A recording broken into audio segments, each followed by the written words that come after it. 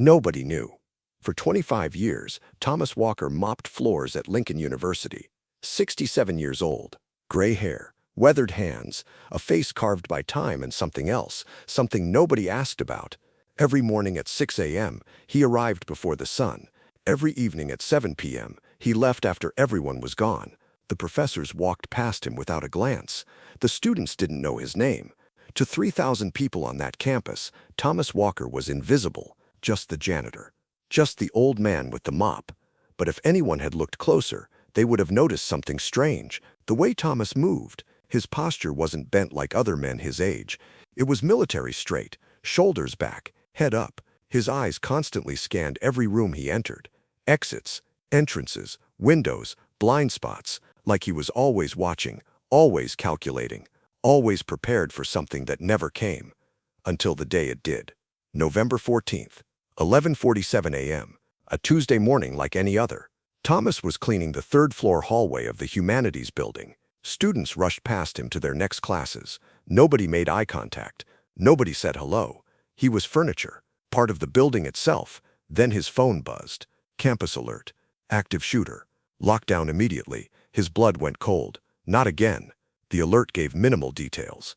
Gunman seen near the student center. Armed. Dangerous. Heading toward the library. Campus police responding. Local police en route. Stay inside. Lock doors. Wait for help. Thomas's hands tightened on his mop handle. The library. 300 students were in that library. It was finals week. The building would be packed. He pulled out his phone. Checked the campus map. Student center to library. 4-minute walk for a normal person. 2 minutes if you were running. If you had purpose. If you were hunting. Campus police station was on the opposite side of campus. 8 minutes minimum response time. Local police? 12 minutes, maybe more. Traffic. Protocols. Confusion. He'd seen it before, in different contexts, different countries, but chaos was chaos, and chaos killed people. Thomas looked down at his gray janitor's uniform, at his mop, at his cleaning cart. He was 67 years old. He had arthritis in his left knee. His hearing wasn't what it used to be. He hadn't held a weapon in 50 years, hadn't been in a combat situation since 1973. But muscle memory doesn't age, training doesn't fade, and some skills, once learned, never die. He dropped the mop, started walking, then running. His knee screamed. He ignored it. Students stared at the old janitor sprinting down the hallway. Thomas didn't care. His mind was already somewhere else. 50 years back, a jungle in Southeast Asia. Operation Crimson Dawn. When running toward danger instead of away from it had saved 47 lives, history was about to repeat itself. The library was chaos. Students were screaming, crying, trying to hide behind bookshelves and under desks. Thomas burst through the doors. His eyes adjusted instantly, combat instinct taking over. Where was the threat? Where were the exits? Where were the civilians? A young woman, maybe 19, grabbed his arm. "Sir, there's a man with a gun. He's coming. We heard shots outside." Thomas's voice came out calm, steady, the voice of someone who'd given orders under fire. "How many exits in this building?" I don't know, 3, 4? Which ones can be locked from inside? The main entrance has an electronic lock, and the emergency exits have panic bars." Thomas nodded. Tactical assessment forming. He turned to address the room. 50 students were visible, more hiding. His voice cut through the panic like a blade. "Listen up. I need everyone to move to the back reading rooms. Now, single file, no running. Stay low, move." Something in his tone made them obey instantly. This wasn't a suggestion. This was a command. Students started moving. Thomas positioned himself near the main entrance. Through the glass doors he could see the plaza. Empty. No gunmen yet, but he could hear sirens in the distance. Faint. Too far away. He pulled out his phone, dialed 911. "This is Thomas Walker. I'm inside Lincoln University Library. Active shooter approaching. I have approximately 50 students secured in the back reading rooms. I'm going to try to delay the shooter until police arrive. Tell them to enter through the south entrance. Repeat, south entrance. It's clear. The shooter is approaching from the north."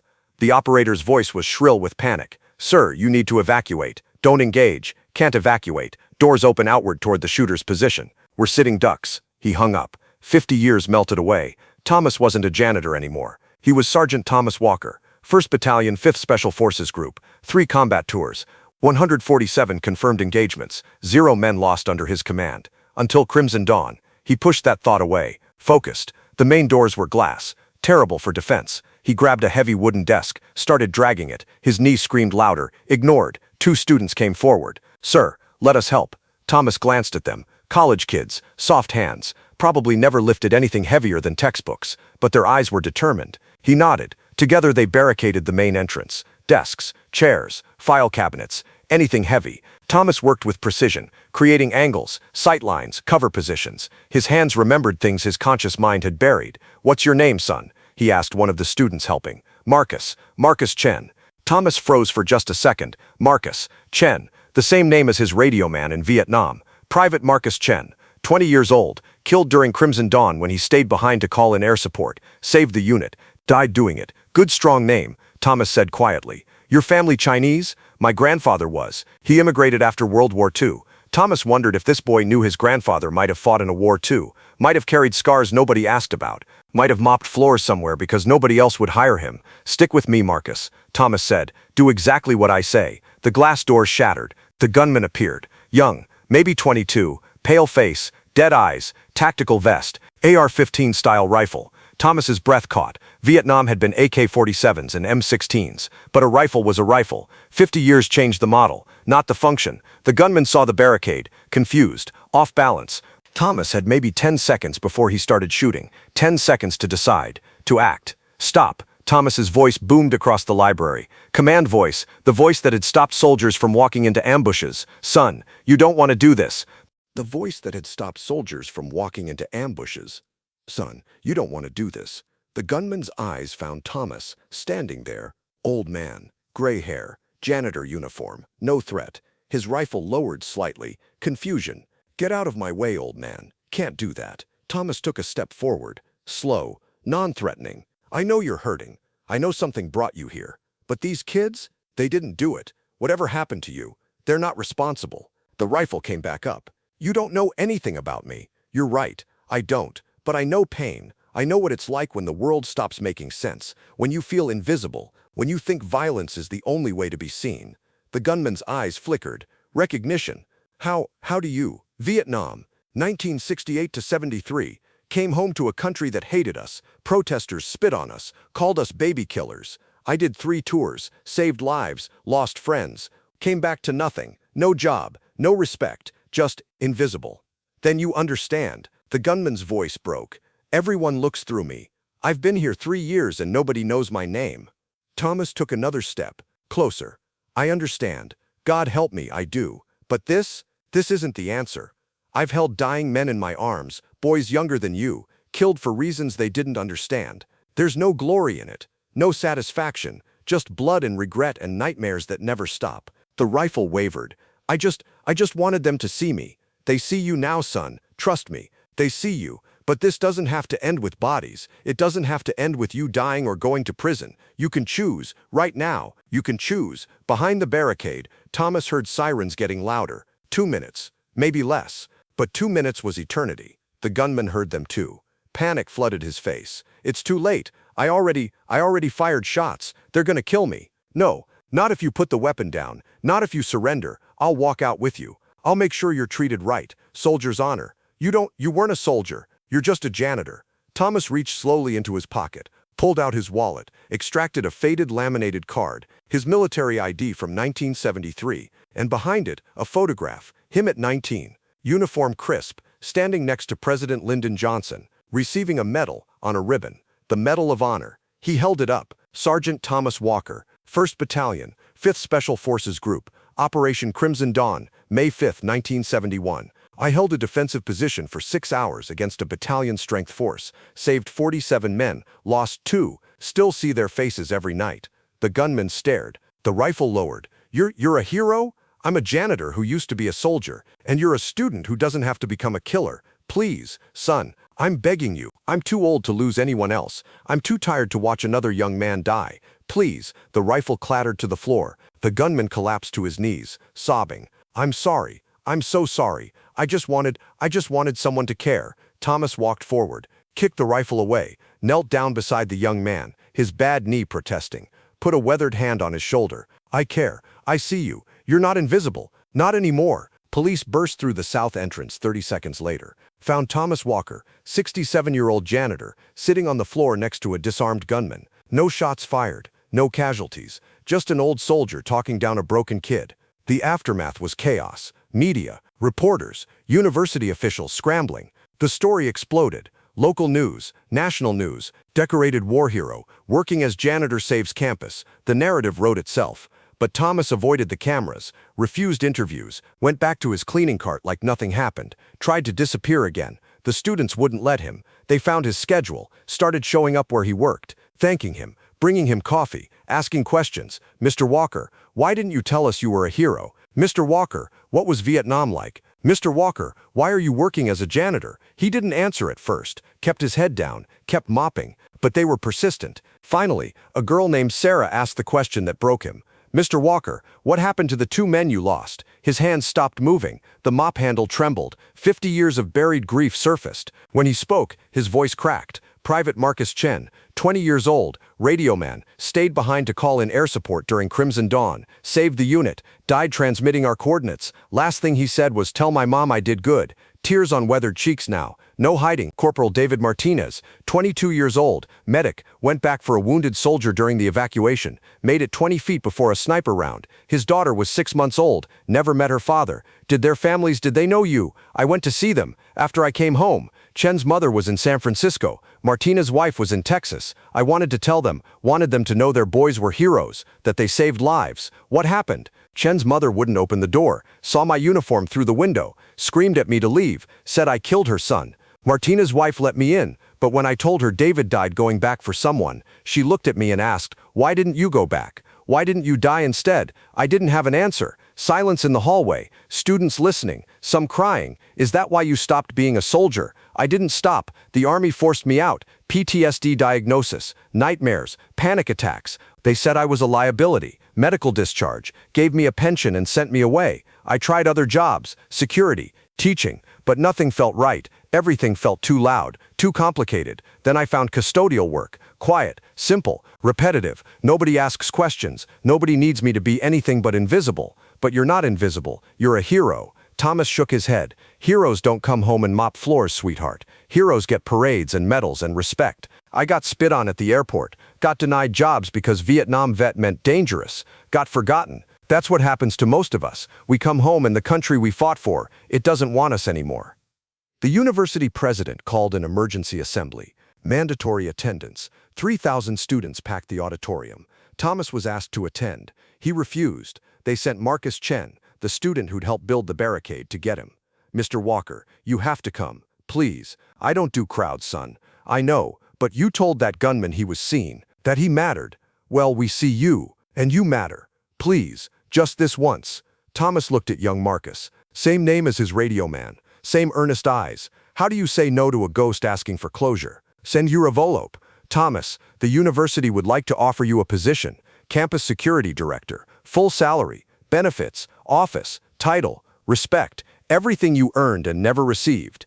Thomas walked slowly to the stage, took the envelope, looked at it, then looked out at 3,000 faces watching. I went to see them after I came home. Chen's mother was in San Francisco. Martina's wife was in Texas. I wanted to tell them, wanted them to know their boys were heroes, that they saved lives. What happened? Chen's mother wouldn't open the door, saw my uniform through the window, screamed at me to leave, said I killed her son. Martina's wife let me in, but when I told her David died going back for someone, she looked at me and asked, "Why didn't you go back? Why didn't you die instead?" I didn't have an answer. Silence in the hallway, students listening, some crying. Is that why you stopped being a soldier? I didn't stop. The army forced me out. PTSD diagnosis, nightmares, panic attacks. They said I was a liability. Medical discharge, gave me a pension and sent me away. I tried other jobs, security, teaching, but nothing felt right. Everything felt too loud, too complicated. Then I found custodial work, quiet, simple, repetitive. Nobody asks questions. Nobody needs me to be anything but invisible. But you're not invisible. You're a hero. Thomas shook his head. Heroes don't come home and mop floors, sweetheart. Heroes get parades and medals and respect. I got spit on at the airport, got denied jobs because Vietnam vet meant dangerous, got forgotten. That's what happens to most of us. We come home and the country we fought for, it doesn't want us anymore. The university president called an emergency assembly. Mandatory attendance. 3,000 students packed the auditorium. Thomas was asked to attend. He refused. They sent Marcus Chen, the student who'd helped build the barricade, to get him. "Mr. Walker, you have to come, please. I don't do crowds, son. I know, but you told that gunman he was seen, that he mattered. Well, we see you, and you matter. Please, just this once." Thomas looked at young Marcus, same name as his radio man, same earnest eyes. How do you say no to a ghost asking for closure? The auditorium went silent when Thomas walked in. He wore his janitor uniform, refused to change. The president stood at the podium. Beside her, projected on a massive screen, was a photograph nobody at the university had ever seen. Thomas Walker, 19 years old, crisp uniform, standing next to President Johnson, the Medal of Honor being placed around his neck. "For 25 years, the president began, her voice shaking. We walked past a hero. We ignored him. We treated him like furniture. We didn't see him, and we should be ashamed." 3,000 students rose as one. Standing ovation. Thunderous. Thomas stood frozen, overwhelmed. The president continued. "Thomas Walker saved 47 lives in Vietnam. Last week he saved 300 lives here. He has asked for nothing, not recognition, not praise, not even a thank you, but we will not let him remain invisible anymore." She held up an envelope. "Thomas, the university would like to offer you a position. Campus security director, full salary, benefits, office, title, respect, everything you earned and never received." Thomas walked slowly to the stage, took the envelope, looked at it, then looked out at 3,000 faces watching him, waiting. He cleared his throat, spoke quietly into the microphone. "I appreciate this, truly, but I'm going to decline." Gasps, confusion. The president looked stunned. "Thomas, why?" "Because I don't want an office. I don't want a title. I don't want to be Director Walker. I want to stay Thomas, the janitor. Because you know what I realized last week, when I was talking to that young man with the rifle? I realized why I took this job, not to hide, but to watch. For 25 years I've been watching, making sure students were safe, making sure nobody was lost, making sure everyone went home." His voice grew stronger. "Heroes don't need titles, they don't need praise, they need purpose, and my purpose is right here, mopping floors, cleaning classrooms, and watching, always watching, making sure nobody gets left behind again." He paused. "But I do have one request, just one, anything. There's a courtyard outside the library. I'd like to place a memorial bench there, for Private Marcus Chen and Corporal David Martinez, 2 men who died 50 years ago, forgotten by everyone but me. If students are going to remember me, I want them to remember why I survived. I want them to know the names of the men who didn't come home." The silence in the auditorium was absolute. Then young Marcus Chen, the student, stood up. "I'll pay for it. That was my great-uncle. I never knew what happened to him." Thomas stared. "Your great-uncle? My grandfather was Marcus Chen's brother. He never talked about him, just said he died in the war.